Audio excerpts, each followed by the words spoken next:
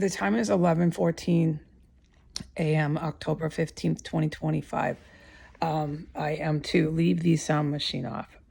I am to, if it does come onto this evidence video, film the domestic violent terrorist in the backyard shouting and shouting and shouting to one another just to simply talk to one another, but they do it at amazingly loud volumes, which is therefore nothing less than shouting every single word as they stand 12 inches or so from each other, right next to one another. They shout every word. There is at least two women, or certainly one woman. They are Americans.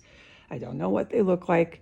And they came out in the last 5 minutes and counting, 5, 6 minutes. So they're still there and they're shouting, and there's a man, there's at least two men, and they're all American. And the men were in the yard first, and they were murmuring, really creepy, suspect all the way. We know it's a terrorist cell, murmuring, and then they started to shout.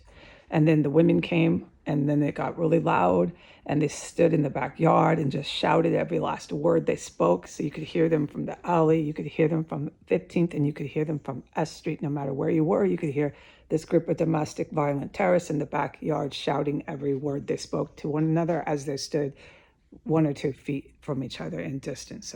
So if that comes up on this, I am to let that happen. I am to report and film only this. The Department of Justice are prosecutors, okay? That's how it works in the United States of America. And prosecutors at a really experienced veteran level prosecute the very individuals that I am an eyewitness to inside of this terrorist compound, which harbors and stockpiles chemical weapons and explosive weapons.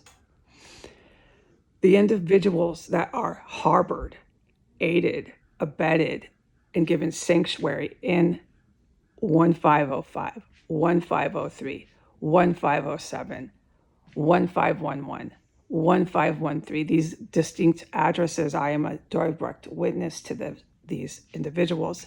So prosecutors that are veteran, that work at a federal level, prosecute these kind of violent terrorists. This part of their job requirement and how they got to where they are in their career as lawyers and career as prosecutors at a veteran level. They prosecute these really, really serious cases. They prosecute these violent offenders.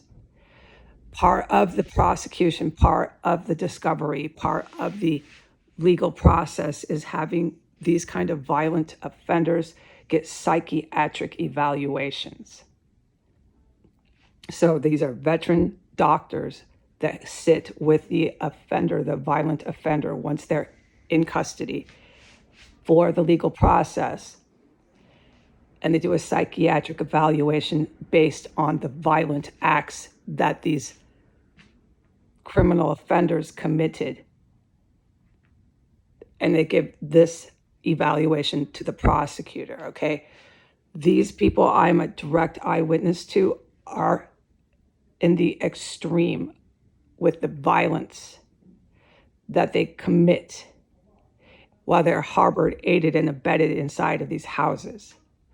The violence such as desecration of human remains, violence such as cannibalism, ingestion of human organs and tissue, so on and so forth. This is the most egregious, gruesome violence. So a psychiatric doctor is